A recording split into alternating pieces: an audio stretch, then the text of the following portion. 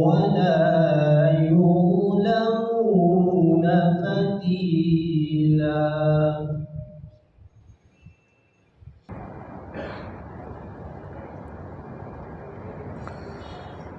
الحمد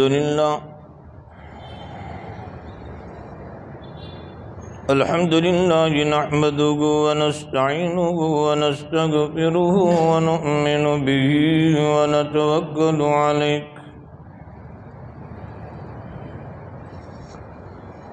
ونعوذ بالله من شرور أنفسنا ومن سيئات أعمالنا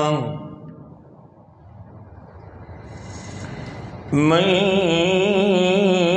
يهده الله فلا مضل له ومن يضلله فلا هادي له ونشهد أن لا إله إلا الله وحده لا شريك له ونشهد أن سيدنا ومولانا محمدا عبده ورسوله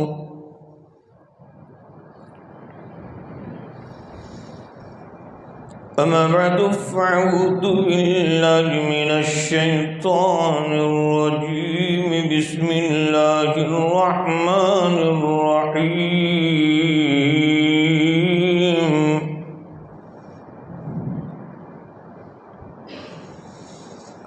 والعصر إن الإنسان لفي خسر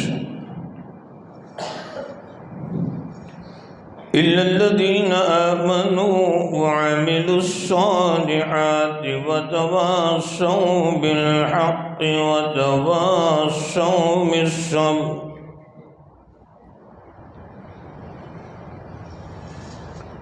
وعن أبي هريرة رضي الله تعالى عن النبي صلى الله عليه وسلم قال: الإيمان بضع وستون شعبة أفضلها قول لا إله إلا الله وأدناها إماطة الأذى عن الطريق والحياء شعبة من الإيمان أو كما قال عليه الصلاة والسلام.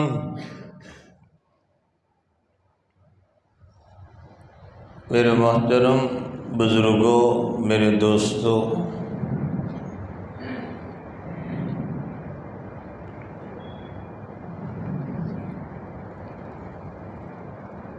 ہم سب کا یہاں جمع ہونا دین کی نسبت پر ہوا ہے. اللہ تعالیٰ ہم سب کے یہاں جمع ہونے کو قبول فرمائے.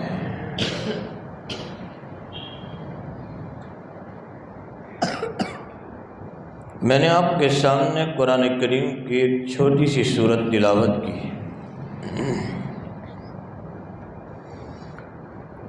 سورت بہت چھوٹی ہے لیکن اس کا مضمون جو ہے بہت جامع ہے.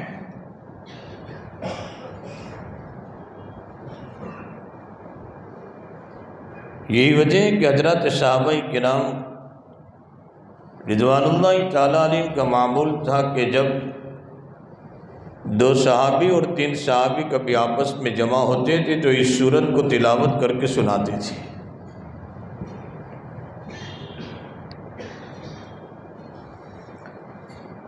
اللہ تعالیٰ اس سورت کے اندر والعصر زمانے کی قسم کھا رہا ہے. اس کائنات کے مالک کو قسم کھانے کی کوئی ضرورت نہیں ہے. اس کا ہر کلام وہ ہے لا ریب فیہ، جس میں شک و شبہ کی کوئی گنجائش، کوئی شائبہ، کوئی سوال ہی پیدا نہیں ہوتا.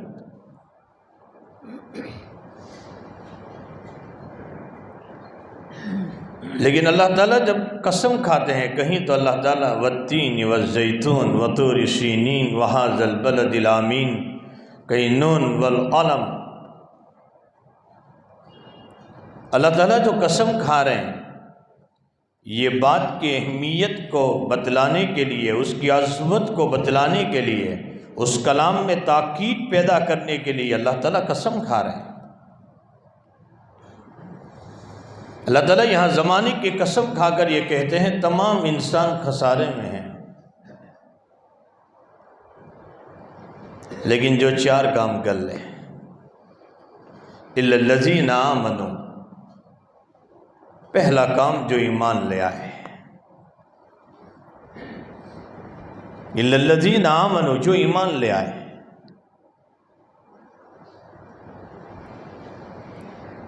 سب سے پہلی چیز جو بیان فرمائی ایمان، اس لیے کہ اس سے بڑی کوئی چیز ہے ہی نہیں۔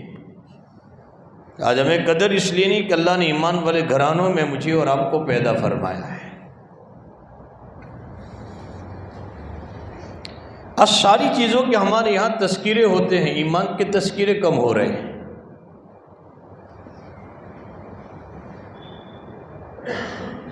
ہم لوگوں نے مکتب میں جب پڑھا تھا، عقائد کے باب میں، تعلیم الاسلام میں پڑھا تھا، ہمارا دین کیا ہے، ہمارا مذہب کیا ہے، ہمارے نبی کیا ہیں، ایمان کیا ہے، یہ ساری چیزیں ہم نے مکتب میں پڑھی تھی، لیکن اس کے بعد ہم اس کا رینیو نہیں کر رہے ہیں۔ دنیا کے سارے چھوٹے سے کاغذات کا کہیں پاسپورٹ کا رینیو ہو رہا ہے، کہیں اور کاغذات کا رینیو ہو رہا ہے۔ ہمیں چاہیے کہ جس طور پر ہم نماز کے جب بار بار تذکرے کر رہے ہیں، مذاکرے ہو رہے ہیں نماز کے، تو ایمان کے بھی تو مذاکرے ہونے چاہیے، تاکہ ہمارے ایمان میں تجدید پیدا ہو۔ الا الذین آمنوا، ساری دنیا اگر کافروں سے بھر جاوے، لیکن ایک ایمان والے پر اللہ تعالیٰ اس دنیا کے اور کائنات کے نظام کو چلاتا رہے گا۔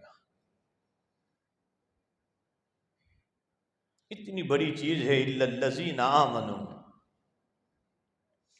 وجہ یہ ہے کہ ہم نے ایمان کی عظمت صحیح معنی میں نہ سمجھی، جس کے بنیاد پر آج مسلمان دنیا کے معمولی کوڑیوں کے خاطر ایمان کا سودا کر لیتا ہے۔ واٹس ایپ پر آپ دیکھتے ہیں، آج تک تو یہ ہوتا تھا کہ ہماری بچیاں ناقصات العقل ہیں، وہ متاثر ہو کر، وہ جلدی سے متاثر ہو کر ایمان کا سودا کر رہی ہے۔ پچھلے 3 مہینوں نے سے تو واٹس ایپ پر آپ دیکھا کہ ہمارے مرد بھی اب تو ایمان کے سودا کرنے پر آ چکے ہیں، دنیا کی معمولی کوڑیوں کے خاطر، معمولی مال کے خاطر، معمولی عہدوں اور کرسیوں کے خاطر، دنیا کی معمولی عزتوں کے خاطر۔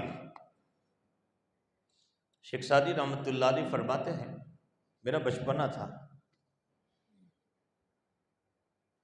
فرمایا میری والدہ نے مجھے بہت قیمتی انگوٹھی بنا دی تھی، بہت قیمتی، مجھے پتا نہیں تھا کہ اتنی قیمتی انگوٹھی ہے۔ ایک لٹیرا آیا، ڈاکو آیا، میرے پاس ایک چاکلیٹ لے کر آیا، اس زمانے میں گوڑ کی چاکلیٹ ملتی تھی، مجھے کہنے لگا کہ انگوٹھی جو تمہارے ہاتھ میں، اس کو چکھو۔ میں نے جب چکھا تو یہ تو پھیکی تھی۔ پھر مجھے چاکلیٹ دے کر یہ کہا کہ یہ چکھو، یہ میٹھی ہے، بہت میٹھی ہے۔ ڈاکو کہنے لگا کہ یہ پھیکی چیز مجھے دے دو اور یہ میٹھی چیز آپ لے لو۔ شیخ سعدی رحمۃ اللہ علیہ فرماتے مجھے اس انگوٹھی کی قیمت کا پتہ نہیں تھا، اس کی ویلیو نہیں پتا تھی مجھے، میں نے ایک چاکلیٹ کے بدلے میں نے اتنی قیمتی انگوٹھی کا سودا کر لیا۔ اس واقعے کو نقل کر کے شیخ سعدی رحمۃ اللہ علیہ فرماتے ہیں، ایمان والو، آج قدر نہیں ہے ایمان کی، اس کی بنیاد پر آج دنیا کی معمولی کوڑیوں کے خاطر، دنیا کی معمولی محبتوں کے خاطر آج ہم ایمان کے سودے کر لیتے ہیں۔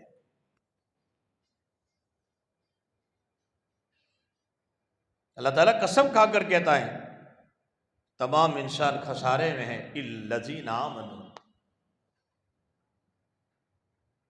اور اس کی قدر اگر ہم حضرات صحابہ کے واقعات پڑھیں تو ہمیں قدر معلوم ہوگی ایمان کی۔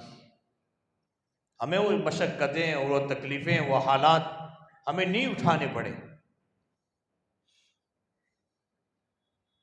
حضرات صحابہ کے واقعات جب ہم پڑھتے ہیں، عبداللہ دل بجادین رضی اللہ تعالیٰ عنہ ایمان لے آئے، والد کو پتہ چلا، چھپاتے رہے، لیکن والد کو پتہ چلا عبداللہ ایمان لے آئے۔ ہاں ابا ایمان تو لے آیا۔ ابا نے اتنے مارے، حالانکہ جوان تھے، چپکے کے ایمان لے آئے، لیکن والد کو پتہ چلا، اتنا مارا، یہاں تک کہ بدن سے کپڑے نکال لیے، ننگے کر دیے، کہاں چلا جا جس محمد پر صلی اللہ علیہ وسلم ایمان لایا ہے، چلا جا اس محمد کے گھر پر۔ یہاں تک کہ عبداللہ دل بجادین، اسی لیے کہا گیا ننگے بدن کے ساتھ عبداللہ جا رہے ہیں، لیکن ماں تو ماں ہوتی ہے، ماں مارتی ہے، مارنے نہیں دیتی۔ ماں نے ایک چادر جو اپنے بدن پر تھی، ماں نے چپکے سے وہ چادر دے دی عبداللہ کو، بیٹے جا رہا ہے لیکن بدن تو اپنا چھپا لینا۔ ماں نے ایک چادر دی، عبداللہ نے چادر کے 2 ٹکڑے کیے اور اپنے بدن کے اوپر چھپا لیا، ایک ٹکڑے سے اوپر کا بدن، ایک ٹکڑے سے نیچے کا بدن۔ اس لیے کہا گیا دل بجادین کہ چادر کے 2 ٹکڑے والے عبداللہ، یہاں تک کہ چلتے چلتے چلے گئے مسجد نبوی میں، یہاں تک کہ اللہ کے حبیب علیہ السلام نے فجر کی نماز میں عبداللہ کو دیکھا۔ میرے آقا تو روحانی ڈاکٹر تھے، آقا سمجھ گئے عبداللہ گھر بار چھوڑ کر آ گئے ہیں، اصحاب صفہ میں شامل ہو جاؤ۔ یہاں تک کہ اصحاب صفہ میں شامل ہو گئے۔ تھوڑے دن کے بعد میرے نبی سفر میں جا رہے ہیں، دین کے کام کے لیے جا رہے ہیں، عبداللہ بھی آپ کے ساتھ ہو گئے، یہاں تک کہ راستے میں عبداللہ بیمار ہو گئے۔ ابو بکر صدیق رضی اللہ تعالیٰ عنہ آئے، اللہ کے حبیب آپ کے عبداللہ بیمار ہیں۔ میرے آقا تشریف لے گئے عبداللہ دل بجادین کے خیمے میں، یہاں تک کہ دیکھا، حال دیکھ کر نبی نے پتہ لگا دیا شاید میرا عبداللہ اب زندہ نہیں رہے گا۔ میرے نبی نے عبداللہ کو اٹھایا، اپنے گود میں عبداللہ کے سر رکھا، اور نبی علیہ السلام عبداللہ کو دیکھ رہے ہیں، عبداللہ میرے آقا کو دیکھ رہے ہیں، میرے نبی عبداللہ کو دیکھ رہے ہیں، عبداللہ میرے نبی کو دیکھ رہے ہیں۔ وہ منظر بھی کیا منظر ہوگا، یہاں تک کہ نبی کو دیکھتے دیکھتے عبداللہ نے نبی کی گود میں آخری سانس بھر لیا۔ اللہ کے حبیب فرماتے ہیں ابو بکر صدیق کو جلدی سے ان کی تیاری کرو غسل کے لیے، یہاں تک کہ ابو بکر صدیق فرماتے ہیں اللہ کے نبی کفن کے لیے کوئی چادر نہیں ہے۔ میرے آقا نے اپنی بدن مبارک سے چادر نکالی، میرے نبی بدن مبارک سے چادر نکال لیں، جس چادر کے لیے، وہ بدن سے لگی ہوئی چادر جس کے لیے صحابہ تڑپتے تھے کہ ہم اپنے اس کو کفن بنائے۔ حضرت امام بخاری رحمۃ اللہ علیہ بخاری شریف میں جہاں یہ مسئلہ لائے ہیں کہ ہاں انسان زندگی میں اپنا کفن تیار کرنا چاہے تو کر سکتا ہے، تو کہا ہاں کر سکتا ہے۔ روایت لائے ہیں اللہ کے حبیب علیہ السلام کے پاس ایک مرتبہ ایک عورت نے ایک انجانیہ بہترین چادر میرے نبی کے لیے تیار کر رکھی ہے۔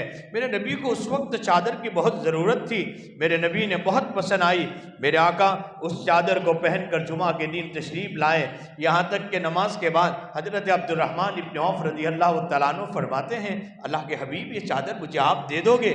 اللہ کے نبی نے کہا لے جاؤ۔ عبد الرحمن ابن عوف سے، یہاں تک کہ عبد الرحمن ابن عوف نے جا کر گھر رکھ دیا۔ صحابہ نے کہا عبد الرحمن آپ جانتے ہیں نبی کوئی بات پر منع نہیں کرتے ہیں، اس کے باوجود بھی آپ نے نبی سے چادر مانگ لی۔ عبد الرحمن ابن عوف نے کہا مجھے اس چادر کی لالچ نہیں تھی، مجھے تو لالچ یہ تھی کہ میرے نبی کے بدن سے لگی ہوئی چادر ہے، میں اس کو اپنا کفن بناؤں گا۔ اسی سے حضرت امام بخاری رحمۃ اللہ علیہ نے مسئلہ ثابت کیا انسان زندگی میں اپنا کفن تیار کر کے جانا چاہے تو جا سکتا ہے، تیار کر سکتا ہے۔ معلوم یہ ہوتا ہے کہ جس چادر کے لیے دوست دشمن بھی تڑپتے تھے کہ نبی کے بدن سے لگی ہوئی چادر مجھے مل جائے، بخاری شریف کی وہ روایت۔ اللہ کے حبیب علیہ السلام رئیس المنافق کا انتقال کا وقت آیا۔ کون ہے رئیس المنافق؟ عبداللہ ابن ابی ابن سلول۔ کون ہے عبداللہ ابن ابی ابن سلول؟ عائشہ پر تہمت اس نے لگائی۔ مہاجرین کے متعلق اس نے کہا یہ ذلیل لوگ ہیں، مدینہ سے مکے سے آئے ہوئے ان کو نکال دو یہاں مدینے سے۔ میرے آقا کے لیے بنو نذیر میں قتل کا پلان اس نے بنایا۔ عبداللہ ابن ابی ابن سلول دوست تو دوست، لیکن دشمن بھی اس چادر کے لیے تڑپتے تھے جو نبی کے بدن سے لگی ہوئی۔ عبداللہ ابن ابی ابن سلول موت کے وقت اپنے بیٹے عبداللہ جو جلیل القدر صحابی تھے، بیٹا جلیل القدر صحابی ہے، بیٹے تیرے نبی سے کہہ دے اپنے بدن سے لگی ہوئی چادر دے تاکہ میں اسے اپنا کفن بناؤں۔ عبداللہ نے کہا ابا زندگی بھر تو تم نے میرے نبی سے دشمنی کی ہے، زندگی بھر تو میرے نبی سے دشمنی کی، اور آج چاہتے ہیں کہ نبی کے بدن سے لگی ہوئی چادر کو اپنا آپ کفن بنائیں۔ ہائے کیا جواب دیا، کیا جواب دیا عبداللہ ابن ابی ابن سلول نے۔ رئیس المنافق ہے لیکن زبان سے جملے کیا بولا، فرمایا بیٹے تیرے باپ سے زیادہ ظالم کوئی نہیں ہے تو تیرے نبی سے زیادہ رحمت للعالمین بھی کوئی نہیں ہے۔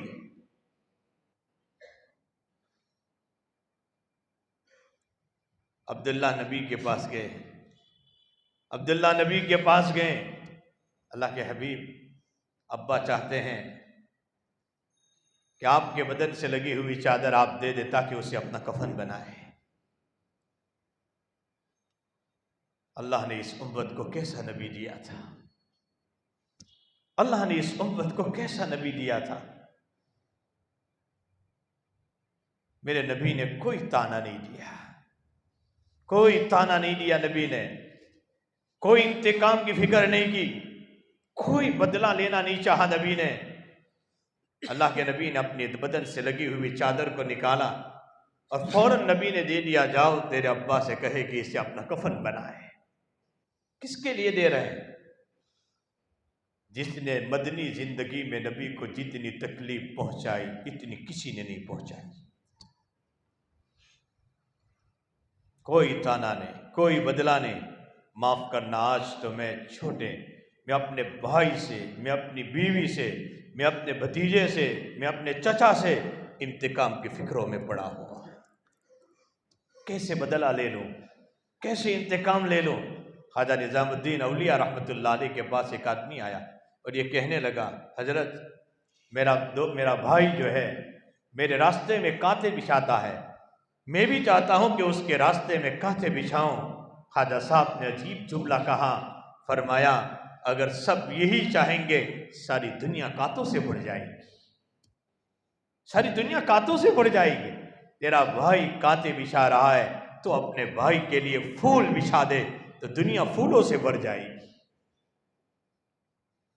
اللہ کے نبی نے کوئی انتقام نہیں لیا، بدن سے نبی کی لگی ہوئی چادر دے دی۔ بات نقل کی تو پوری روایت نقل کرتا جاؤں، کیسا سبق دیا اس روایت میں، یہاں تک کہ رئیس المنافق کی نماز جنازہ کا مسئلہ آیا۔ امام بخاری رحمۃ اللہ علیہ جب کتاب التفسیر میں جب پہنچتے ہیں اس آیت پر، استغفر لہم او لا تستغفر لہم ان تستغفر لہم 70 مرۃ فلن یغفر اللہ لہم، جب اس آیت پر حضرت الامام پہنچتے ہیں تو فرماتے ہیں اللہ کے حبیب علیہ السلام نے نماز جنازہ کی واقع آئے، اللہ کے نبی علیہ السلام عبداللہ ابن ابی ابن سلول کی نماز جنازہ پڑھانے کے لیے جا رہے ہیں۔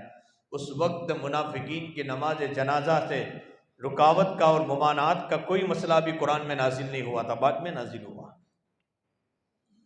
حضرت عمر کرتا کھینچ رہے ہیں، اللہ کے نبی آپ کس کی صلاۃ جنازہ پڑھا رہے ہیں؟ اللہ کے حبیب آپ کس کی صلاۃ جنازہ پڑھا رہے ہیں؟ اللہ کے نبی علیہ السلام نے فرمایا عمر، قرآن کہتا ہے کہ آپ 70 مرتبہ بھی استغفار کرو گے تو بھی اس رئیس المنافق کی مغفرت نہیں ہوتی۔ عمر وزدت 70، اگر 70 مرتبہ سے بھی زیادہ استغفار کرنے پر اگر اس رئیس المنافق کی مغفرت ہوتی ہے تو میں یہ قربانی دینے کے لیے بھی تیار ہوں۔ ہائے اللہ نے اس امت کو کیسا نبی دیا تھا، کیسا نبی دیا تھا۔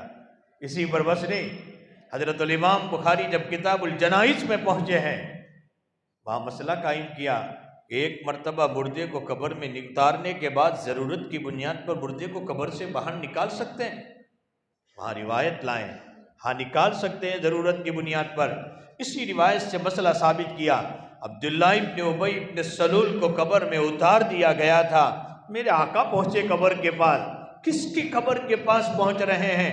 بھائی کی نہیں، بہن کی نہیں، رشتہ دار کی نہیں، دوست کی نہیں، بلکہ نبی کا کتر دشمن ہے۔ نبی نے مدنی زندگی میں آپ کو جو تکلیف پہنچائی، نبی اس کی قبر کے پاس جا رہے ہیں اور بیٹے عبداللہ سے کہہ رہے ہیں، عبداللہ تیرے باپ کی لاش کو باہر نکال، تیرے باپ کی لاش کو باہر نکال۔ یہاں تک کہ عبداللہ نے لاش کو باہر نکالا، میرے نبی نے اپنا لعاب نکالا، نبی نے اپنا لعاب نکالا اور رئیس المنافق کے منہ میں ڈالتے ہوئے یوں کہہ رہے ہیں، اگر اس لعاب سے بھی اس کی مغفرت ہوتی ہو تو یہ قربانی دینے کے لیے بھی تیار ہوں۔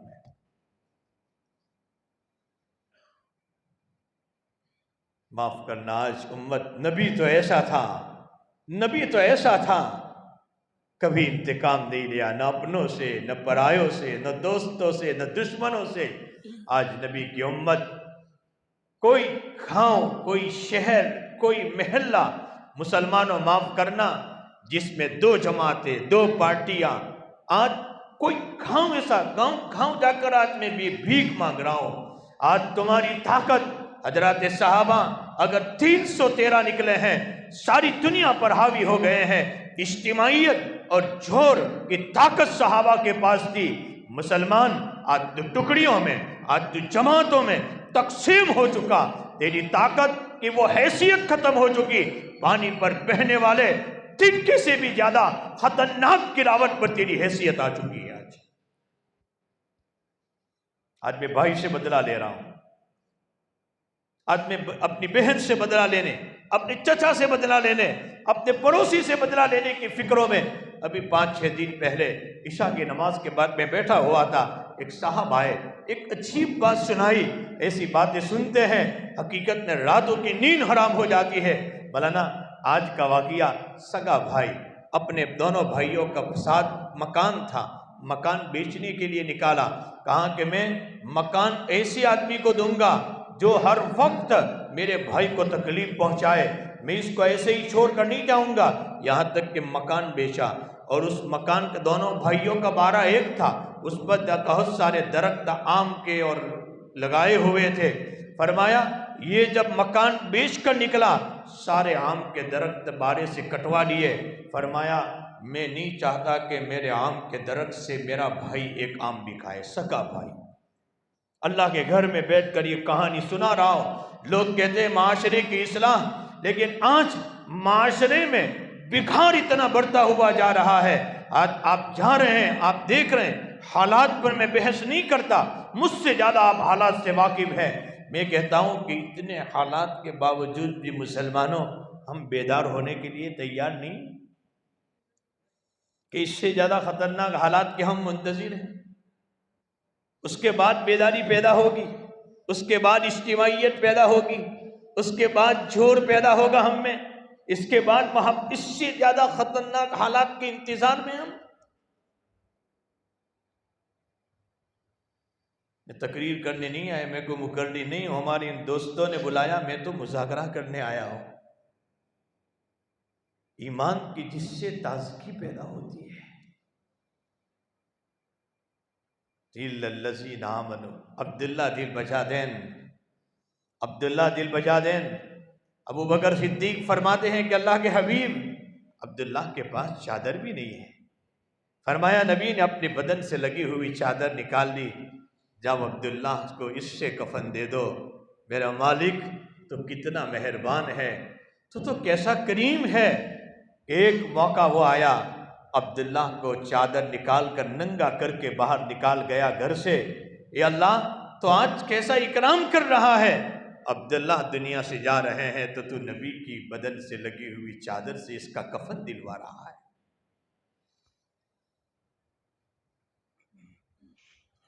یہاں تک کہ صلاۃ جنازہ کا مسئلہ آیا، نبی نے نماز پڑھائی، اس کے بعد نبی فرماتے ہیں مجھے دے دو، میں اس کو قبر کے حوالے کر دوں۔ میرے آقا عبداللہ کو قبر کے حوالے کرتے ہوئے کیا جملے کہہ رہے ہیں، کیا جملے کہہ رہے ہیں، اے اللہ میں عبداللہ سے راضی ہوں، تو بھی راضی ہو جا۔ اللہ میں عبداللہ سے راضی ہوں، تو بھی راضی ہو جا۔ اے اللہ میں عبداللہ سے راضی ہوں، تو بھی راضی ہو جا۔ عبداللہ ابن مسعود فرماتے ہیں میں دل میں کہنے لگا کاش عبداللہ آج دل بجادین کے جگہ عبداللہ ابن مسعود نبی کے ہاتھوں سے دفن کیا جاتا۔ ان صحابہ کے حالات پڑھو گے تو قدر ہوگی۔ الا الذین آمنوا، جو ایمان لے آئے، پہلی چیز ایمان، اور قرآن کہہ رہا ہے، قرآن کریم میں اللہ ارشاد فرماتے ہیں ان الذین قالوا ربنا اللہ، ان الذین قالوا ربنا اللہ ثم استقاموا تتنزل علیہم الملائکہ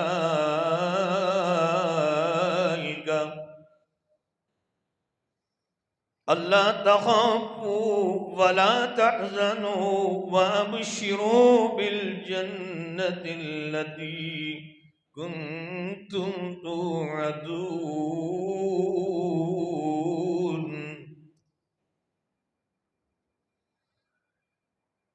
جنہوں نے کہہ دیا کہ ہمارا رب اللہ ہے، جنہوں نے یہ کہہ دیا کہ ہمارا رب اللہ ہے اور پھر اس کے اوپر جمے رہیں، پھر اس پر جمے رہیں، تتنزل علیہم الملائکہ، اللہ آسمانوں سے فرشتے ان کے لیے نازل فرمائے گا،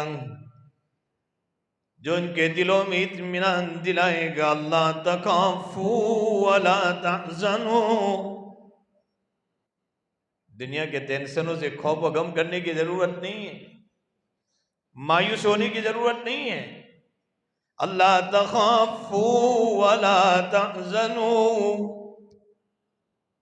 ایمان والا مایوس نہیں ہوتا۔ وابشروا بالجنة التي كنتم توعدون، اور بشارت دے دو ان کو جس جنت کا اللہ نے تم سے وعدہ کیا ہے۔ نحن اولیاؤکم فی الحیاة الدنیا وفی الآخرہ وَلَكُمْ فِيهَا مَا تَشْتَهِي أَنفُسُكُمْ وَلَكُمْ فِيهَا مَا تَدَّعُونَ نُزُلًا مِّن غَفُورٍ رَّحِيمٍ۔ ایمان والوں کے لیے اللہ نے ایسی جنت تیار کر رکھی ہے، جو چاہو گے کھاؤ گے جنت میں، جو چاہو گے پیو گے، اور یہ اللہ کی طرف سے ایمان والوں کے لیے مہمانی ہوگی۔ لیکن ہم اس کی قدر تو کریں کہ اللہ تعالیٰ نے کتنی عظیم دولت ہمیں عطا فرمائی ہے، الا الذین آمنوا، اتنی عظیم دولت ہے کہ اگر ایمان اگر مل گیا، غزوہ خیبر کے موقع پر اللہ کے نبی خیبر میں جا رہے ہیں، میرا آقا خیبر میں جا رہے ہیں، خیبر میں ایک چرواہا دیکھ رہا ہے کہ یہ کون ہیں جن کے چہروں پر سے نور ٹپک رہا ہے۔ چرواہا ایمان نہیں لایا تھا، یہاں تک کہ صحابہ کے پاس گیا کہ تمہارا سردار کون ہے؟ فرمایا ہمارا سردار اس خیمے میں ہے۔ فرمایا کہ اچھا تمہارا سردار اس خیمے میں ہے؟ کہا ہاں۔ کہا ملاقات کے لیے کوئی اپوائنٹمنٹ ملے گا؟ صحابہ نے کہا کوئی اپوائنٹمنٹ نہیں، چلے جاؤ اس خیمے میں، اس ہمارے سردار سے ملاقات ہو جائے گی۔ وہ آدمی کہنے لگا آپ ہماری مذاق کرتے ہیں، مدینے کا سردار، اور آپ کہتے ہیں بغیر اپوائنٹمنٹ کے چلے جائیں۔ فرمایا وہاں کوئی دربان بھی نہیں ملے گا۔ یہاں تک کہ وہ چرواہا چلا گیا، ایک نگاہ میرے آقا پر پڑی، وہ چہرہ بھی کیا چہرہ تھا، ایک نگاہ میرے آقا پر پڑی اور دل کا رخ بدل گیا اس چہرے کا، دل کا رخ بدل گیا، وہ چہرہ بھی کیا چہرہ تھا۔ شاعر کہہ رہا ہے بلغ العلا بکمالہ کشف الدجا بجمالہ، بلغ العلا بکمالہ کشف الدجا بجمالہ، حسنت جمیع خصالہ صلو علیہ وآلہ، اللہم صلی علی محمد وعلا آل سیدنا محمد وبارک وسلم۔ وہ چہرہ بھی کیا نورانی چہرہ تھا، یہاں تک کہ حضرت انس بن مالک رضی اللہ تعالیٰ عنہ فرماتے ہیں کہ 14ویں رات کا چاند چمک رہا ہے، کبھی تو میں 14ویں رات کے چاند پر نگاہ ڈالتا، کبھی میرے آقا کے چہرے پر نگاہ ڈالتا، کبھی 14ویں رات کے چاند پر نگاہ ڈالتا، کبھی آقا کے چہرے پر نگاہ ڈالتا۔ حضرت انس فرماتے خدائے پاک کی قسم، میری آنکھوں نے یہ فیصلہ کر لیا کہ 14ویں رات کے چاند سے بھی زیادہ تیرے آقا کا چہرہ خوبصورت معلوم ہوتا ہے۔ چہرہ بھی کیا چہرہ تھا، ایک نگاہ جب پڑی چرواہے کی، ایک نگاہ میں پوری دل کی پایا پلٹ دی۔ چرواہا کہہ رہا ہے مجھے کلمہ پڑھا دو، اللہ کے حبیب نے کلمہ پڑھا دیا۔ بہت کالے کلوتے تھے، بدن سے بدبو آ رہی تھی، فرمایا میں ایمان لے آؤں گا تو مجھے کیا ملے گا؟ نبی نے فرمایا کہ تمہیں جنت الفردوس اللہ تعالیٰ عطا فرمائیں گے۔ یہاں تک کہ ایمان لے آئے اور اس کے بعد یہ کہنے لگے اللہ کے حبیب سے کہ میرے لیے کوئی کام ابھی، فرمائے کہ یہ چرواہے لوگوں کے ہیں، میں چھوڑ دوں؟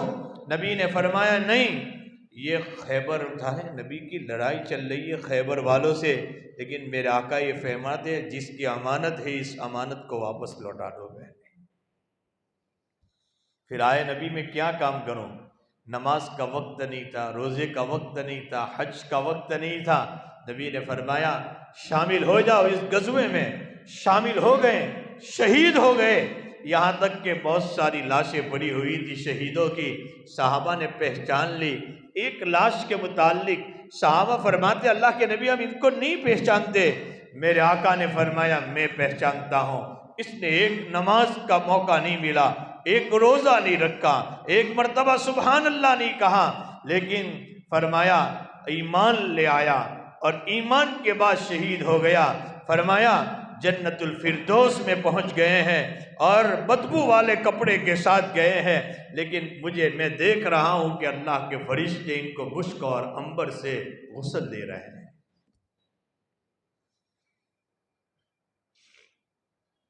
وَالْعَصْرِ إِنَّ الْإِنسَانَ لَفِي خُسْرٍ إِلَّا الَّذِينَ آمَنُوا وَعَمِلُوا الصَّالِحَاتِ۔ پہلے ایمان پر جمے رہو۔ حالات آتے ہیں ایمان والے پر، منافق پر حالات نہیں آتے، حالات تو ایمان والے ہی پر آئیں۔ اس لیے تو اللہ کے حبیب صلی اللہ علیہ وسلم نے ایک مرتبہ صحابہ سے پوچھا کہ سب سے زیادہ عجیب ایمان کس کا؟ فرمایا فرشتوں کا۔ اللہ کے نبی نے فرمایا فرشتے ایمان نہ لاتے تو کون ایمان لاتا؟ تو ساری چیزوں کا مشاہدہ کر رہے ہیں، دیکھ رہے ہیں۔ فرمایا اللہ و رسول عالم۔ نبی نے فرمایا میرے دنیا سے رخصت ہو جانے کے بعد ایک زمانہ آئے گا، ایک دور آئے گا میرے دنیا سے رخصت ہو جانے کے بعد، جس وقت نہ انہوں نے مجھے دیکھا ہے، نہ قرآن اترتے ہوئے دیکھا ہے، نہ مجھے دیکھا ہے، فرمایا نہ فرشتوں کو دیکھا ہے، لیکن ان کے علماء ان کو ایمان کی بات کریں گے، وہ ایمان لے آئیں گے۔ فرمایا حالانکہ چاروں طرف سے ایمان کے باب میں شکوک اور شبہات پیدا ہوتے ہوں گے، لیکن وہ جمے رہیں گے ایمان پر۔ میرے آقا نے فرمایا سب سے زیادہ عجیب ایمان ان کا ہے، اور اسی دور سے ہم گزر رہے ہیں۔ اللہ ایمان پر استقامت دے دے، اسی سے ہم گزر رہے ہیں۔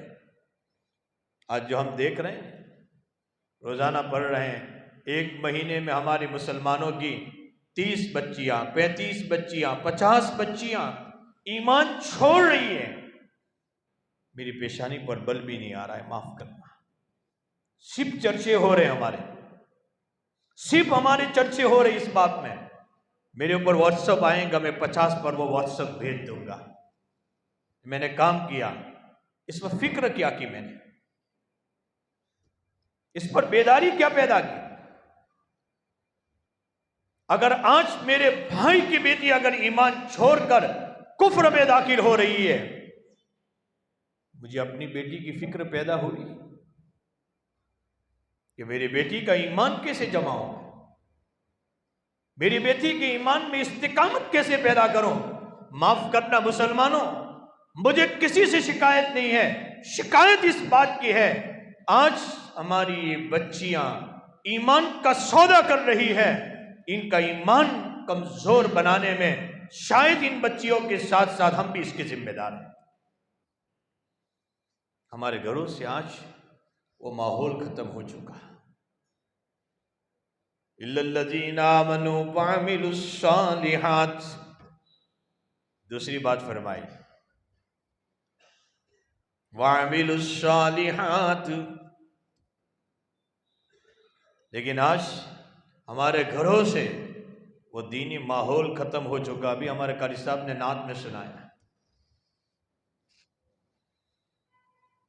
اور اس کی وجہ کیا ہے؟ ورنہ اللہ تعالیٰ نے تو یہ اتنے مکرم انسانوں کو بنایا تھا۔ ہمارے قاری صاحب نے قرات کی ابتدا ہی اس سے شروع کی تھی، کسی آیت ہے، دلوں کو ہلا دینے والی آیت ہے، وَلَقَدْ كَرَّمْنَا بَنِي آدَمَ وَحَمَلْنَاهُمْ فِي الْبَحْرِ وَالْبَرِّ وَالْبَحْرِ۔ اللہ تعالیٰ اس آیت میں فرماتے وَلَقَدْ كَرَّمْنَا بَنِي آدَمَ وَحَمَلْنَاهُمْ فِي الْبَرِّ وَالْبَحْرِ وَرَزَقْنَاهُمْ مِنَ الطَّيِّبَاتِ وَفَضَّلْنَاهُمْ عَلَى كَثِيرٍ مِّمَّنْ خَلَقْنَا تَفْضِيلًا۔ اللہ تعالیٰ اس آیت میں فرماتے ہیں کہ ہم نے اس بنی آدم کو معزز اور مکرم بنایا ہے، اور تمام مخلوقات کے اوپر اللہ تعالیٰ نے اس بنی آدم کو لَقَدْ خَلَقْنَا الْإِنسَانَ فِي أَحْسَنِ تَقْوِيمٍ،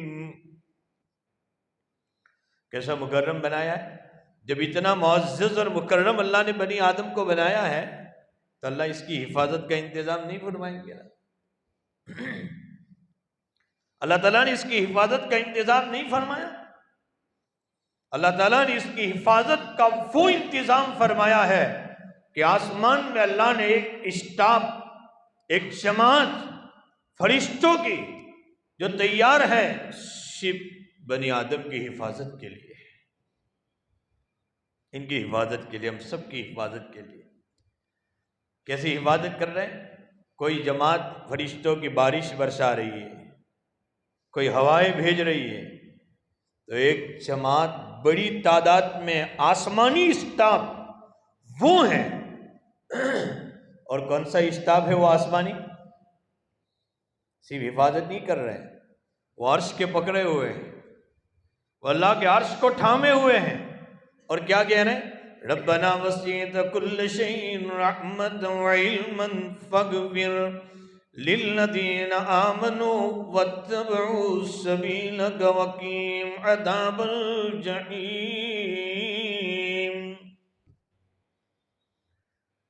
یہ فرشتوں کی جماعت اللہ سے کہہ رہی ہے کہ اللہ یہ تیرے بندے، تیری رحمت اتنی وسیع ہے کہ تو نے اپنی رحمت سے سب چیز کو ڈھانپ لیا ہے، یہ تیرے بندے اگر تیری طرف متوجہ ہو جائیں تو اللہ تو ان بندوں کو معاف کر دینا اور ان کو جہنم کے عذاب سے پناہ دے دینا۔ یہ وہ آسمان کی وہ عرش کے پکڑی ہوئی فرشتوں کی جماعت ہمارے لیے دعا کر رہی ہے، اور اللہ تعالیٰ نے حفاظت کا وہ نظام بنایا ہے۔ ایک آدمی کو گرتے ہوئے بھی فرشتے بچا لیتے ہیں، اور ہماری اتنی حفاظت کرتے ہیں کہ وہ اللہ حفاظت کا وہ نظام کھول لے تو ہم حیران ہو جائے۔ وہ حفاظت کا ایک معصوم بچہ جب چلتا ہے تو آپ نے دیکھا ہوگا کہ اس معصوم بچے کو جو چلتا سیکھتا ہے اس کی حفاظت کے لیے بھی اللہ نے فرشتے کا انتظام فرمایا ہے۔ آپ نے دیکھا ہوگا کہ بعض مرتبہ یہ بچہ جب گرنے پڑتا ہے تو اپنا سر بچا لیتا ہے۔ ہم کہتے ہیں کہ کتنا عقل مند ہے، اب یہ عقل کہاں سے آئی ہے؟ اللہ نے فرشتے کے ذریعے سے اس کے سر کی حفاظت فرما لی ہے۔ یہ آسمانی نظام ہے، لیکن ہم نہیں سمجھ رہے ان آسمانی نظاموں کو۔ اللہ قرآن میں کھول کر اس آسمانی نظام کو، اور اللہ تعالیٰ ہمارے قلوب کے اندر سکون پیدا کرنے کے لیے، قلوب کو مضبوط کرنے کے لیے بھی ان فرشتوں کی جماعت کو اللہ استعمال فرما رہے ہیں۔ بدر میں، غزوہ بدر میں 313 تھے، سامنے ہزاروں کی بڑی ایک جماعت آ چکی ہے۔ نبی ارادے سے نہیں گئے لڑنے، لیکن اتفاق ہو گیا بڑی جماعت کا مقابلہ ہے۔ میرے نبی خیمے میں دعا کر رہے ہیں کہ اللہ، وہ ناز کی دعا تھی، وہ محبت کی دعا تھی، ہمیں اس دعا کو کرنے کی اجازت نہیں ہے، وہ اسی نبی کو اجازت تھی۔ وہ ناز میں کہہ رہا ہے اللہ یہ 313 کی جماعت لے کر آیا ہوں، اگر یہ آج ضائع ہو جائے گی قیامت تک تیرا نام لینے والا کوئی نہیں رہے گا۔ وہی کہہ سکتے ہیں ناز میں، یہاں تک کہ اللہ کے حضرت ابو بکر کہہ رہے اللہ کے نبی بہت ہو گیا، بس اب دعا نہ کر، بہت ہو گیا۔ یہاں تک کہ اللہ کہہ رہا ہے نبی 5000 فرشتے ہم تمہاری مدد کے لیے بھیجیں گے۔ آج وہ خدا نہیں ہے، آج وہ خدا نہیں ہے۔ 5000 فرشتے ہم بدر میں نبی کو کہہ رہے ہیں بھیجیں گے۔ یہاں تک کہ فرشتوں نے لڑائی میں بھی ساتھ دیا۔ اسی پر بس نہیں، مسلمان بہت تھوڑی تعداد میں ہیں، ٹینشن لے رہے ہیں، پریشان ہو رہے ہیں۔ قرآن کہہ رہا ہے اِذْ یُوحِی رَبُّکَ إِلَى الْمَلَائِکَةِ فَثَبِّتُوا الَّذِینَ آمَنُوا۔ قرآن کریم کہہ رہا ہے فرشتوں کو اِذْ یُوحِی رَبُّکَ إِلَى الْمَلَائِکَةِ أَنِّی مَعَکُم، میں تمہارے ساتھ ہوں، لیکن فَثَبِّتُوا الَّذِینَ آمَنُوا، اے فرشتوں میرے ایمان والے بندوں کے قدم کو آج مضبوط بنا لینا اور ان کے دلوں کو مضبوط کر لینا۔ مدد آئی اللہ کی، دلوں کو مضبوط کرنے کے لیے بھی اللہ نے ایک فرشتوں کی جماعت بھیجی ہے کہ ان کے دلوں کو اطمینان ملے۔ میرے آقا غار ثور میں تھے، غار ثور میں ہیں۔ ابوبکر صدیق رضی اللہ تعالیٰ عنہ فرماتے ہیں کہ نبی دشمن قریب آ گئے، ان کے کپڑے بھی نظر آ رہے ہیں۔ میرے نبی کیا کہہ رہے لا تحزن ان اللہ معنا، گھبرائیے نہیں، اللہ ہمارے ساتھ ہے۔ یہاں تک کہ اللہ نے فرشتوں کو بھیجا کہ نبی کے دل کو ہی مضبوط کر دے، سکون دے دے۔ نبی سکون کے ساتھ کہہ رہے ہیں ابو بکر گھبرانے کی ضرورت نہیں ہے، اللہ ہمارے ساتھ ہے۔ وَلَقَدْ كَرَّمْنَا بَنِي آدم، یہ تو اتنا مکرم ہے اللہ کے یہاں، اتنا معزز ہے اللہ کے یہاں، یہ تو کہ اللہ اس کے لیے کیسا کیسا انتظام فرما رہا ہے۔ آپ یہ کہو گے کہ آج ہماری حفاظت کیوں نہیں ہو رہی؟ حفاظت تو ہماری بھی ہو رہی ہے، لیکن جس درجے میں ہونی چاہیے تھی آپ کہہ رہے اس درجے میں نہیں ہو رہے۔ اس کی وجہ کیا ہے؟ بھائی فرشتوں کو اپنے گھروں پر لانے کے لیے وہ ماحول تو بناؤ۔ اگر آپ نیک آدمی ہیں اور کسی جگہ پر شراب کا اڈا چل رہا ہے، آپ وہاں چلے جاؤ گے؟ بھائی میں وہاں بیٹھنے نہیں جاتا اس لیے کہ وہاں کا ماحول اچھا نہیں ہے۔ اگر ہم اپنے گھروں میں فرشتوں کو بلانا چاہتے ہیں اور شیاطین کو گھروں سے نکالنا چاہتے ہیں تو گھروں میں ایسا ماحول تو بناؤ، ایسا ماحول تو گھروں میں تیار کرو کہ فرشتے ہمارے گھروں میں آئیں اور اللہ تعالیٰ فرشتوں کے ذریعے سے ہماری حفاظت فرمائے۔ ایسا ماحول تو ہمیں بنانا چاہیے گھر میں، کیونکہ گناہوں کی نحوست کی بنیاد پر، معصیت کی نحوست کی بنیاد پر آج نہیں ہو رہا ہے۔ شادی کا 1 مہینہ ہوا طلاق، شادی کے 2 مہینے، معاف کرنا اللہ کے گھر میں بیٹھ کر کہہ رہا ہوں، کوئی کہانی نہیں سنا رہا ہوں، دارالفتہ میں ہم لوگ بیٹھتے ہیں، کبھی کبھی تو عقل حیران ہو جاتی ہے، کوئی ویک ایسا نہیں گزرتا، آپ کو میں کہوں سچی کہانی، کوئی ہفتہ نہیں گزرتا مسلمانوں جس میں طلاق کے مسائل ہمارے پاس نہ آتے ہو۔ شادی کا 2 مہینہ ہوا، 4 مہینہ، سال ہوا، 2 سال، بعض واقعات تو شادی کے 25 سال ہوئے، 4 بچے ہیں، 3 بچے، اور کہاں طلاق چاہیے اور طلاق دے دیتے۔ طلاق کو ایک مذاق بنایا ہے، آج مذاق ہے، کیا ہے؟ ہسبینڈ وائف 2 گھر میں رہ رہے ہیں اور اتنی زیادہ لڑائی، 2 ہسبینڈ وائف رہ رہے ہیں، اتنی زیادہ تکرار، کہاں گئی تمہارے گھروں سے محبت مسلمانوں، کہاں گیا تمہارے گھروں سے سکون؟ ابھی ظہر بعد ایک ماں اپنی بیٹی کو لے کر آئی کہ مولانا ہسبینڈ وائف 2 آدمی گھر میں رہتے، بچے تو ابھی 2 ہے، لیکن روزانہ 20 مرتبہ کم از کم ان کی صبح سے شام تک لڑائی ہوتی ہوگی۔ آج بات کر رہا ہوں ظہر کے بعد کی۔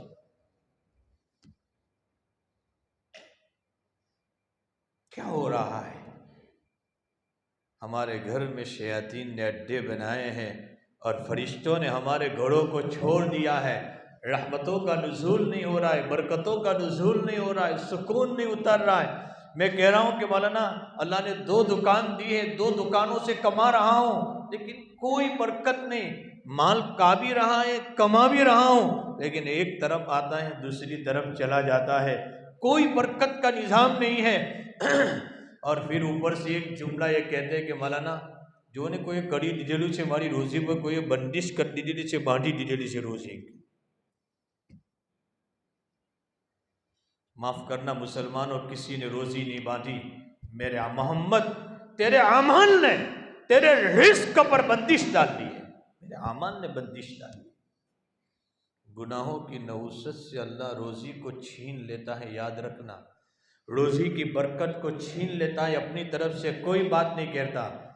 گناہوں کی نحوست اتنی خطرناک چیز ہے، مسند احمد کی روایت ہے، اللہ کے حبیب فرماتے ہیں اگر تم نیکی کے کام کرو گے میں تمہارے اندر اور تمہاری 7 پشتوں تک برکتیں ڈال دوں گا، لیکن تم میری نافرمانیوں پر اترو گے تو میں غصے میں غضب میں جب آؤں گا اور لعنت جب بھیجنے پر آؤں گا تو تمہاری 7 پشتوں تک میں لعنت بھیج دوں گا۔ آج یہی وجہ ہے کہ ساری چیزیں ہیں لیکن لذتیں کہاں ہے؟ لذتیں کہاں ہے؟ ایک اللہ والے ایک مرتبہ صاحب دل ایک جگہ سے جا رہے تھے اور ایک فروٹ خریدا، فروٹ کھاتے کھاتے یہ کہنے لگے کہ یا اس فروٹ میں سے مزہ ختم ہو گیا، دنیا میں کوئی بہت بڑا گناہ آج ہوا ہے۔ لوگ ہنسی مذاق کرنے لگے کہ یہ دیکھو یہ کون سا جو چیز پیدا ہوا کہ دنیا میں گناہ ہوا ہے، یہاں بیٹھے بیٹھے کہہ رہے ہیں۔ دوسرے دن اخبار میں لکھا ہوا آیا کہ ایک باپ نے اپنی بیٹی کے ساتھ زنا کیا، فرمایا ہاں یہ کہہ رہا ہے کہ اللہ نے اس پھل فروٹ میں سے، میرے بھائیوں معاف کرنا میں جو کہتا ہوں، گھر کا ماحول وہ بناؤ کہ فرشتوں کا نزول ہو۔ آج ہمارے گھروں میں شیاطین نے اڈے بنائے ہیں، وجہ یہ ہے کہ روزانہ ہسبینڈ وائف رہ رہے ہیں اور روزانہ طلاق کے مسائل پیش آ رہے ہیں۔ اس کی بنیادی وجہ کیا ہے؟ ہمارے بڑے بوڑھے بیٹھے ہیں، میں ان وڈیلوں سے ضرور میری بات کی تائید چاہوں گا، یہ بیٹھے ہیں آپ پوچھ لیجئے، ایک کماتا تھا مسلمانوں، ایک کماتا تھا، ایک کھیت سے روزی آتی تھی، یہ صبح میں کھاتے جاتی تھی، چٹنی روٹی کھاتے تھے لیکن رات کی فکر نہیں ہوتی تھی، رات کو چٹنی روٹی کھا لیتے تھے، کچھ آئندہ کل کی فکر نہیں ہوتی تھی۔ 20 آدمی گھر میں رہتے تھے، میں نے اپنے بچپن کے زمانے میں دیکھا ہے، 10 آدمی ایک ساتھ رہتے تھے، 5 بھائی کی وائف، والدین، لیکن کوئی لڑائی نہیں، جھگڑا نہیں، حسد نہیں، کینہ نہیں، بغض نہیں، کوئی لڑائی نہیں تھی، آپس میں ایک دوسرے کے لیے جان دینے کے لیے تیار تھے، محبتیں ایسی تھی، میرا مالک رحمتوں کا نزول اتارتا تھا۔ اور ان بڑے بوڑھوں کا حال ایک زمانے کا یہ تھا، ان کی کبھی فجر کی نماز تو قضا ہوئی ہو، کبھی تو فجر کی نماز، بلکہ ایک کھیتوں میں جاتے تھے، ان کا ٹائم ٹیبل سیٹ ہوتا تھا نماز کے اعتبار سے، اور اس سے آگے ایک جملہ کہو کہ ان کا حال یہ ہوتا تھا کہ یہ فجر کی نماز کے بعد، آپ سب نے بھی بچپن میں شاید کوئی دیکھا ہوگا، فجر کی نماز کے بعد ہمارے محلے کے گھر گھر سے قرآن کریم کے پڑھنے کی آوازیں آتی تھی، محلے کے گھر گھر سے یہ سورہ تبارک نہیں پڑھتے تھے وہاں تک رات کا کھانا نہیں کھاتے تھے، یہ سورہ واقعہ نہیں پڑھتے تھے وہاں تک رات کا کھانا نہیں کھاتے تھے، یہ فجر میں سورہ یاسین نہیں پڑھتے تھے وہاں تک چائے نہیں پیتے تھے۔ بھائی یہ تھا کہ نہیں؟ معاف کرنا مسلمانوں، جس گھر کے کونے کونے سے قرآن کی آوازیں آتی تھی، آج اس گھر کے کونے کونے سے میوزکوں کی آوازیں آ رہی ہیں۔ جس گھر کے کونے کونے سے باپ باہر قرآن پڑھتا تھا، ماں گھر میں تلاوت کرتی تھی، جوان بیٹی ایک طرف قرآن پڑھتی تھی، جوان بیٹا، یہ ماحول تھا۔ دنیا کی کوئی طاقت تمہاری بیٹوں کا اور بیٹیوں کا ایمان نہیں چھین سکتی، شرط یہ ہے تم اپنے گھر میں دینی ماحول بناؤ۔ کوئی طاقت دنیا کی ہمیں کوئی انجمن اس بات میں قائم کہ ہم اپنے گھر کا ماحول درست کریں تو ان کا ایمان مضبوط ہوگا، ان کا قرآن، گھر میں قرآن کا ماحول بناؤ، تعلیم کے حلقے گھروں میں زندہ کرو۔ ایک زمانہ تھا ہمارے بچوں کی تربیت کے باب میں کہ آج یہ ہمارے معصوم بچے تھے، میں نے خود اپنے بچپن کے زمانے میں دیکھا ہے، مائیں ان کو سلاتی تھی، مائیں جب ان کو سلاتی تھی تو ان کو صحابہ کے واقعات سناتی تھی، تابعین کے واقعات سناتی تھی، ان کو ہمارے اولیاء کرام کے واقعات سناتی تھی، رات کو سوتے سوتے مائیں۔ اور آج یہ بچہ کہیں تو ٹوئنکل ٹوئنکل سنتے دکھتا ہے، معاف کرنا، کہیں گیم دیکھتے دیکھتے آخری ساتھ نہ دعا اپنی زبان پر، نہ کلمہ طیبہ زبان پر۔ ایک طرف اگر باپ موبائل پر بیٹھا ہے، معاف کرنا بات تو کڑوی کہہ رہا ہوں، لیکن اس لیے کڑوی کہہ رہا ہوں بیدار نہیں ہوئے، ہماری ایک ایک بچی آج روز لوگ اسکرین پر رکھ رہے ہیں کہ تمہاری فلانی بچی ایمان کا سودا کر رہی ہے، فلانی بچی ایمان کا سودا کر رہی ہے۔ کیا مسلمانوں اس کے باوجود بھی ہم بیدار نہیں ہو رہے؟ پھر بھی ہم بیدار نہیں ہو رہے؟ تو رات کا وقت تھا، ہمارے بچے صحابہ کے واقعات پڑھ کر سوتے تھے، تابعین کے اولیاء کرام کے واقعات، ان کے دل میں ایمان مضبوط ہوتا تھا، مضبوط ہوتا تھا، یقین مضبوط ہوتا تھا، توکل مضبوط ہوتا تھا، وہ واقعات سنتے تھے بچے۔ لیکن آج میرا بچہ گیم کھولتے کھیلتے کھیلتے کھیلتے سو جاتا ہے، صبح میں اٹھتا ہے تو فون پر گیم شروع کرتا ہے۔ ماحول میں تبدیلی آ گئی، ہم کہتے ہیں سکون سلب ہو گیا، یہ سکون اس لیے سلب ہو گیا ہے اس گناہوں کی اِلَّا الَّذِينَ آمَنُوا وَعَمِلُوا الصَّالِحَاتِ، اس لیے کہ اعمال صالحہ کرو گے اور چھوڑ دو گے اعمال صالحہ تو اللہ قرآن میں آگے یہ بھی فرماتا ہے اگر اعمال صالحہ کرو گے، من عمل عملا صالحا فلنحینہ حیاتا طیبا، اللہ قرآن میں فرماتا ہے میرے بندو اگر تم اعمال صالحہ کرو گے میں تمہیں بہترین زندگی عطا فرماؤں گا۔ من عمل عملا صالحا فلنحینہ حیاتا طیبا، اور اگر گناہوں کے دروازے کھولو گے تو گناہوں کے دروازے کھولو گے، قرآن کریم کہہ رہا ہے وَمَنْ أَعْرَضَ عَنْ ذِكْرِي وَمَنْ أَعْرَضَ عَنْ ذِكْرِي فَإِنَّ لَهُ مَعِيشَةً ضَنْكًا وَنَحْشُرُهُ يَوْمَ الْقِيَامَةِ أَعْمَى۔ وَمَنْ أَعْرَضَ عَنْ ذِكْرِي، جو میرے ذکر سے اعراض کرے گا، اللہ فرماتے وَمَنْ أَعْرَضَ عَنْ ذِكْرِي فَإِنَّهُ يَحْشُرُ يَوْمَ الْقِيَامَةِ أَعْمَى، قیامت کے دن بھی یہ اندھا اٹھایا جائے گا، اس لیے کہ دنیا میں تیری آنکھیں میری آیتوں کو اور میری نشانیوں کو دیکھنے سے عاجز تھی۔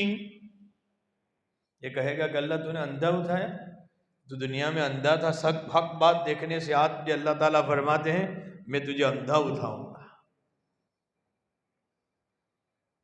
معلوم یہ ہوتا ہے کہ اگر اعمال صالحہ چھوڑ دو گے تو گھروں کا نظام جو ہے نا، یہ گھروں کا نظام بگڑ جائے گا، گھروں کا نظام ختم ہو جائے گا اگر اعمال صالحہ چھوڑ دو گے۔ لیکن آج انسان عادی کس کا ہو چکا ہے؟ میں کہتا تو ہوں کہ مسلمان، میرے آنکھ مسلمان ہیں، میری زبان مسلمان ہے، میرے ہاتھ پیر مسلمان ہیں، تو میں کہہ سکتا ہوں کہ اگر میری آنکھیں غلط دیکھ رہی ہے، میرے ہاتھ غلط دیکھ رہے ہیں، میری زبان غلط بول رہی ہے، میرے پیر غلط جگہوں کی طرف جا رہے ہیں، تو میں نہیں کہہ سکتا کہ میرا عضو یہ تو یہی ہے۔ علامہ رومی رحمۃ اللہ علیہ نے ایک اچھی بات نقل فرمائی کہ ایک آدمی کسی شہر میں چلا گیا، جو ہاتھ میں بدوانے والے جو ہوتے ہیں ہاتھ میں چمڑی نکال کر تصویریں بناتے ہیں، تو ایک گاؤں میں چلا گیا، ایک آدمی نے بلا کر یہ کہا کہ میرے ہاتھ پر شیر کی تصویر بنا دی۔ شیر کی تصویر بنانے لگا تو زور سے سوئی کو چوبا، اور میں کیا بنا رہے؟ کہا شیر کا پیر بنا رہا ہوں۔ کہ ایک کام کر، بہت زیادہ تکلیف ہو رہی ہے، بغیر پیر کا شیر بنا دے۔ اور زور سے سوئی کو چوبا، اور زور سے سوئی کو چوبا۔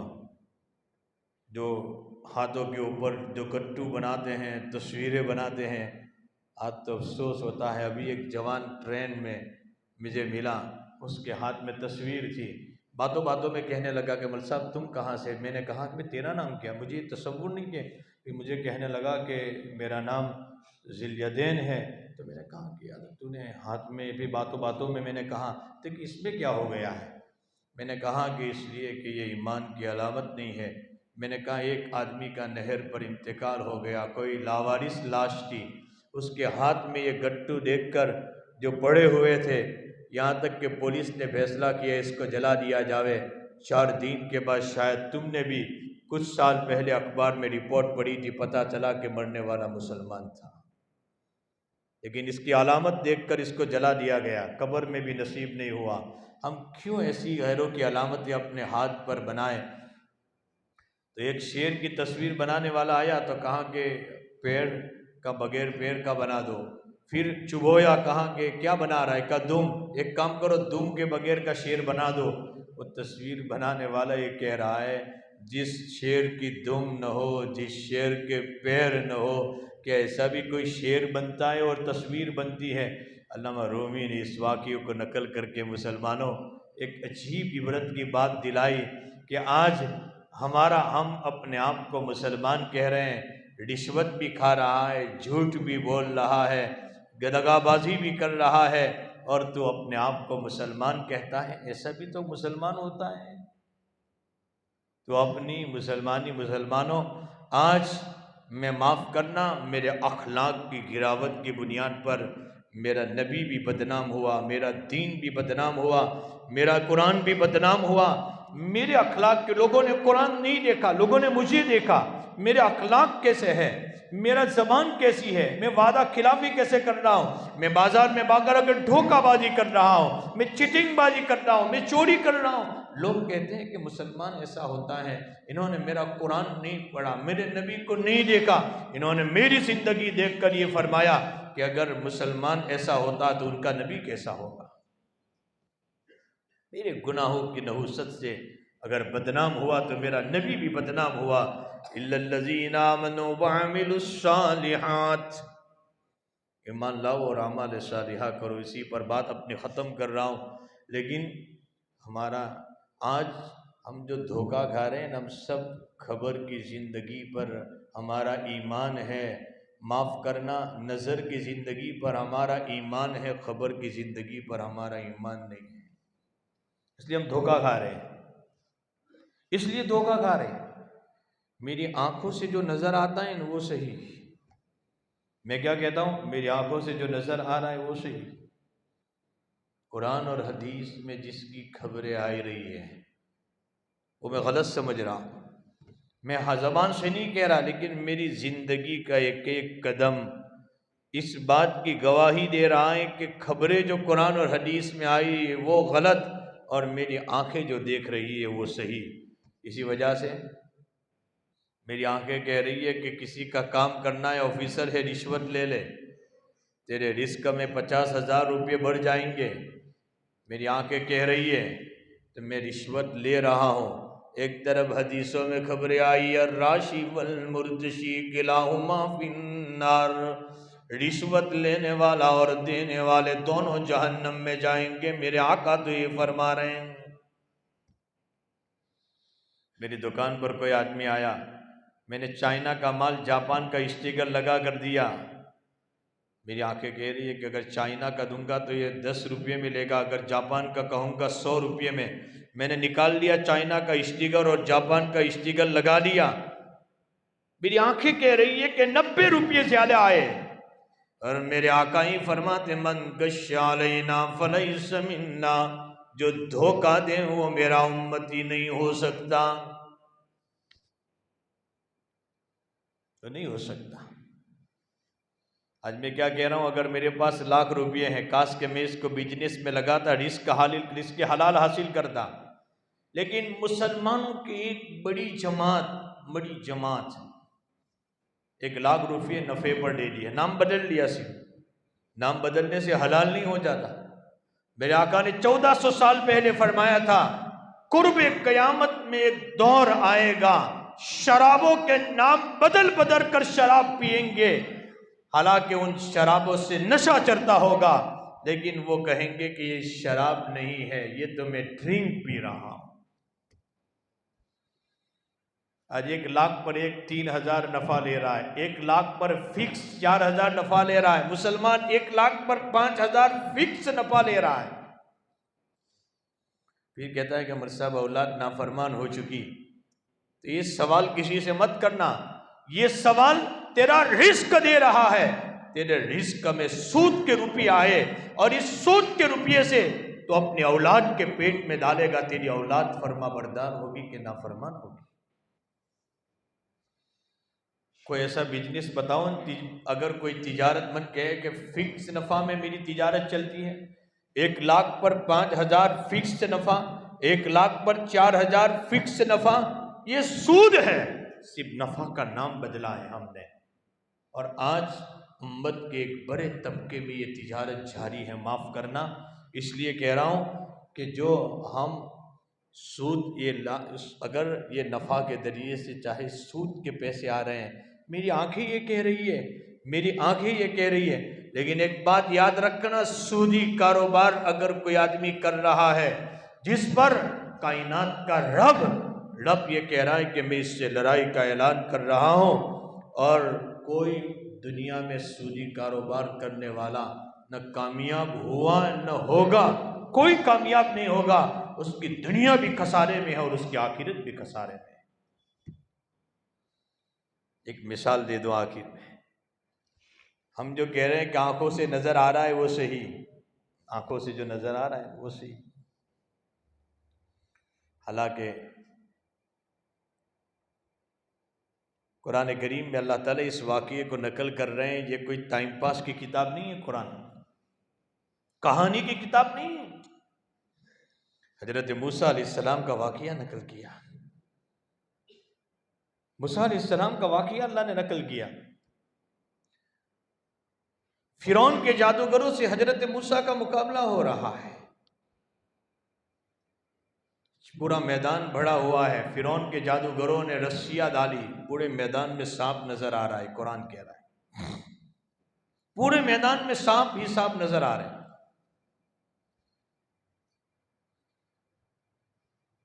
بھائی اس موقع پر حضرت موسیٰ تو اکیلے ہیں، اور حضرت موسیٰ کے پاس ایک عصا کے علاوہ کوئی چیز نہیں تھی. صرف کیا تھا؟ عصا تھا. عقل تو یہ کہہ رہی تھی، جیسے آج میری عقل کہہ رہی ہے رشوت لینے میں فائدہ، سود لینے میں فائدہ، لیکن نظر یہ کہہ رہی ہے، خبر حدیثوں میں آئی ہے کہ یہ حرام ہے. عقل تو یہ کہہ رہی تھی موسیٰ ایک تو لکڑی ہے، بچا لینا، اگر کوئی سانپ قریب میں آ جائے تو اس کو مار دینا، تیرے پاس بچاؤ کے لیے موسیٰ ایک لکڑی کے علاوہ کوئی چیز نہیں ہے. اور اس موقع پر اللہ قرآن کریم میں ارشاد فرماتے ہیں، اللہ نے یہ حکم دیا وَأَنْ أَلْقِ عَصَاكَ، یہ موسیٰ اس لکڑی کو بھی زمین پر ڈال دے، اے موسیٰ اس عصے کو بھی زمین پر ڈال دے. عقل یہ کہہ رہی تھی کہ موسیٰ ایک بچاؤ کی شکل ہے عصا، اگر اس کو بھی زمین پر ڈال لے گا کوئی بچاؤ کی شکل نہیں ہے. اور اللہ کہہ رہا ہے موسیٰ وَأَنْ أَلْقِ عَصَاكَ، اس عصے کو بھی زمین پر ڈال لے. موسیٰ نے عقل پر عمل نہیں کیا، اللہ کے حکم پر عمل کیا. یہ عصا بھی سانپ بن گیا اور پورے میدان کے سانپ کو نکل گیا. کامیاب وہ ہوا، مسلمانوں کامیاب وہ ہوا جو اللہ کے حکم پر عمل کر رہا ہے. جو نظر پر اور عقل پر عمل کرتا ہے وہ کبھی کامیاب نہیں ہوتا۔ قرآن اس واقعے سے سبق دینا چاہ رہا ہے۔ اسی میں آگے اللہ مثال دے رہے ہیں۔ حضرت موسیٰ علیہ السلام بنی اسرائیل کو لے کر نکل گئے، فرعون پیچھے آیا، فرعون کو پتہ چلا فرعون اتنی بڑی طاقت کے ساتھ آ رہا ہے، یہاں تک کہ موسیٰ کے ساتھ چلنے والے بنی اسرائیل گھبرا گئے، اب تو مر گئے، کام سے بوڑھے ہو گئے۔ کیوں؟ آگے سمندر ہے، پیچھے فرعون کی فوج سمندر کی طرح آ رہی ہے، آگے سمندر ہے، پیچھے فرعون کی فوج سمندر کی طرح ہے، کوئی شکل بچاؤ کی نہیں ہے۔ کیا کہہ رہے ہیں؟ اعلیٰ صحاب موسیٰ انا لمدرکون، موسیٰ علیہ السلام کے صحابہ یہ کہہ رہے ہیں کہ موسیٰ مر گئے، اب تو ہم پکڑے جائیں گے، ہم تو اب پکڑے جائیں گے۔ حضرت موسیٰ علیہ السلام اس موقع پر کہہ رہے ہیں وَلَا تَخَافِي وَلَا تَحْزَنِي، غم کرنے کی ضرورت نہیں، إِنَّ مَعِيَ رَبِّي سَيَهْدِينِ، میرا رب میرے ساتھ ہے جو میری رہنمائی کرے گا۔ عقل تو اس وقت کہہ رہی تھی کہ موسیٰ ایک عصا تیرے پاس ہے، بچاؤ کے لیے تیرے پاس کوئی ہتھیار نہیں، اگر قریب میں اگر فرعون آ جائے اس کے سر پر مار دینا اس عصے کو۔ عقل تو یہ کہہ رہی تھی، عقل تو یہ کہہ رہی تھی کہ موسیٰ اس عصے کو بچا لینا، اگر قریب میں کوئی آ جائے تو عصے کو سر پر مار دینا۔ اللہ یہ کہہ رہا ہے اس موقع پر وَاضْرِبْ بِعَصَاكَ الْحَجَرَ، اے موسیٰ اس عصے کو بھی زمین پر مار دے، اس عصے کو بھی زمین پر مار دے۔ عقل چیخ رہی ہے، چلا رہی ہے موسیٰ ایک عصا تو بچاؤ کی شکل میں اس کو بھی زمین پر ڈال رہا ہے، لیکن موسیٰ نے عقل پر عمل نہیں کیا، موسیٰ علیہ السلام نے عقل پر عمل نہیں کیا، اللہ کے حکم پر عمل کیا، اس عصے کو بھی زمین پر ڈال دیا۔ اللہ نے سمندر میں 12 راستے بنا دیے۔ قرآن کریم کی اس آیت کہہ رہی ہے کہ مسلمانوں کامیاب وہ ہوگا جو اللہ کے حکم پر عمل کریں۔ عقل پر عمل کرنے والا کبھی کامیاب نہیں ہوگا۔ آخری مثال اسی مضمون کی نقل کر دوں بس۔ حضرت موسیٰ علیہ السلام پیدا ہوئے، کس وقت پیدا ہوئے؟ جس وقت فرعون نے یہ اعلان کیا تھا کہ بنی اسرائیل میں جو بھی بچہ پیدا ہو اس کو قتل کر ڈالو، اس وقت پیدا ہوئے تھے حضرت موسیٰ، اور موسیٰ ہی کی بنیاد پر بچوں کو قتل کروا رہے ہیں۔ اسی وقت موسیٰ پیدا ہوئے۔ اب جو تھوڑے بڑے ہوئے ماں حفاظت کیسے کرے؟ فرعون کی پولیس آئے گی پکڑ لے گی، فرعون کی پولیس آئے گی پکڑ لے گی۔ عقل کیا کہہ رہی تھی کہ اس موسیٰ کو بچانا ہو تو چھت پر رکھ دو یا کسی غار میں چھپا دو۔ عقل تو یہ کہہ رہی تھی کسی غار میں چھپا دو۔ اللہ کا حکم آیا حضرت موسیٰ علیہ السلام کی والدہ پر وَأَوْحَيْنَا إِلَىٰ أُمِّ مُوسَىٰ أَنْ أَرْضِعِيهِ، کیسا قرآن، وَأَوْحَيْنَا إِلَىٰ أُمِّ مُوسَىٰ أَنْ أَرْضِعِيهِ، اللہ نے الہام کیا حضرت موسیٰ کی والدہ پر اس بچے کو دودھ پلائیں۔ فَإِذَا خِفْتِ عَلَيْهِ فَأَلْقِيهِ فِي الْيَمِّ وَلَا تَخَافِي وَلَا تَحْزَنِي إِنَّا رَادُّوهُ إِلَيْكَ وَجَاعِلُوهُ مِنَ الْمُرْسَلِينَ، خوف نہ کرنا اور غم نہ کرنا، اگر تجھے کوئی ٹینشن ہو جائے تو اس بچے کو دریائے نیل میں ڈال لینا، ہم وعدہ کرتے ہیں کہ اس بچے کو ہم واپس تمہارے پاس لوٹانے والے ہیں۔ عقل کیا کہہ رہی تھی ام موسیٰ کو؟ دریائے نیل میں بچے کو ڈال دیں گی، حفاظت کیسے ہوگی؟ اگر صندوق بند کر دیں گے تو آکسیجن نہیں ملے گا، اور صندوق کھلا رکھیں گے تو پانی اندر گھس جائے گا، اس سے بہتر ہے کہ کسی چھت پر ڈال لو۔ عقل تو یہ کہہ رہی تھی، لیکن حضرت موسیٰ کی والدہ نے قیامت تک آنے والی انسانیت کو یہ سبق دیا کہ اللہ کے حکم پر عمل کرو تو مسلمانوں کامیاب ہوگے، اللہ کے حکم پر عمل کرو گے کامیاب ہوگے۔ یہاں تک کہ اللہ کا نظام تو دیکھو، لیکن آج اس نظام خداوندی کو نہیں سمجھ رہے ہیں، اس لیے مسلمان تیری حیثیت دنیا میں پانی پر بہنے والے تنکے کی طرح ہو گئی ہے۔ کہاں جا رہا ہے یہ بچہ؟ دریائے نیل میں ڈال دیا فرعون کی پولیس سے بچنے کے لیے۔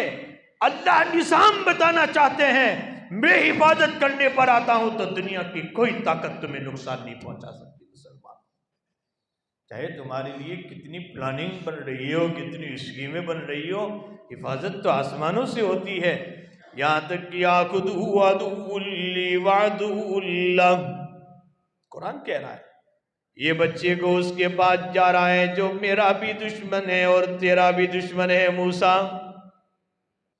یاخذو عدو لی وعدو اللہ، فرعون کے ہاتھ میں چلا گیا۔ فرعون اپنی سپاہیوں کے ساتھ سیر کر رہا ہے اور بچہ پہنچ گیا۔ فرعون نے پہلے کیا، یہی میری حکومت پر قبضہ کرے گا، قتل کر دو۔ اللہ فرماتے ہیں سارے لوگوں کے دل تو میرے قبضے میں ہیں، سب کے دل تو میرے قبضے میں ہیں۔ وَأَلْقَيْتُ عَلَيْكَ مَحَبَّةً مِّنِّي، وَأَلْقَيْتُ عَلَيْكَ مَحَبَّةً مِّنِّي، میں نے فرعون کے دل میں موسیٰ کی محبت ڈال لی۔ آسیہ یہ کہہ رہی ہے عَسَىٰ يَنفَعُنَا أَوْ نَتَّخِذَهُ وَلَدًا، اب اس کو بچہ بنا دے، ہو سکتا کہ یہی بچہ ہمارے لیے نفع بخش ہوگا۔ یہاں تک کہ فرعون نے بھی کہا کہ چلو ہمارے گھر میں پلے گا تو ہماری حکومت پر قبضہ نہیں کرے گا۔ نظام دیکھیے اللہ کا، کہاں تربیت کروا رہے ہیں، کہاں پرورش کروا رہے ہیں، دشمن کے وہاں، اور حفاظت آسمانی چل رہا ہے۔ یہاں تک کہ آسیہ نے کہا قرۃ عین لی ولک، قرآن کہہ رہا ہے فرعون یہ میری آنکھوں کی ٹھنڈک بنے گا اور تمہاری بھی آنکھوں کی ٹھنڈک بنے گا۔ فرعون نے کہا لا حاجت لی آسیہ، تیری آنکھوں کی ٹھنڈک بنے خوش ہو، مجھے کوئی ضرورت نہیں۔ صاحب روح المعانی نے لکھا ہے کہ کاش کے فرعون اس وقت یہ کہہ دیتا ہاں میری بھی آنکھوں کی ٹھنڈک بنے گا، اللہ اس کو ایمان کی دولت عطا فرما دیتے، جیسے آسیہ کو مل گئی۔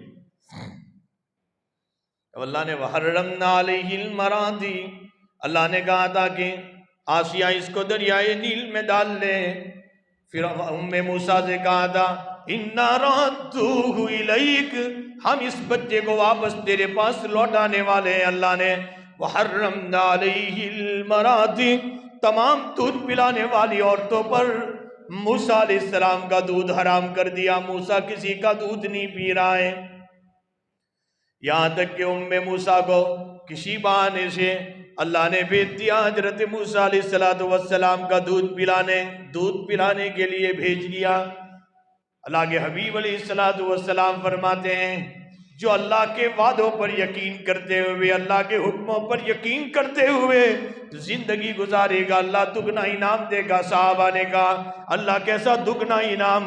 فرمایا حضرت موسیٰ علیہ السلام کی والدہ نے بچے کو دودھ بھی پلایا اور فرعون کی طرف سے دودھ پلانے پر مال بھی مل رہا ہے۔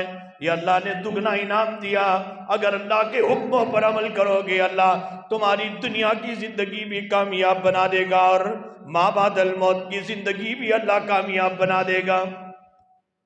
لیکن اللہ کے حکموں پر ہم عمل کرنے والے ہو تو بات میں نے اسی سے شروع کی تھی، وقت کافی ہو گیا ہے۔ وَالْعَصْرِ إِنَّ الْإِنسَانَ لَفِي خُسْرٍ إِلَّا الَّذِينَ آمَنُوا وَعَمِلُوا الصَّالِحَاتِ، ایمان لاؤ، اعمال صالحہ کرو، وَتَوَاصَوْا بِالْحَقِّ وَتَوَاصَوْا بِالصَّبْرِ، حق کی اور صبر کی، یعنی امر بالمعروف اور نہی عن المنکر کرو۔ یہ چار کام کرو گے اللہ تعالیٰ فرماتے ہیں وہ چار کام کرنے والے کامیاب ہیں۔ اللہ تعالیٰ ہم سب کو اپنی زندگی کے ہر لمحے میں ان چار کاموں کو کر کے اس سورہ عصر کی تفسیر کو سمجھ کر ہم اپنی زندگیوں میں اس کو لانے کی اللہ توفیق عطا فرمائیں۔ وآخر دعوانا الحمد للہ رب العالمین۔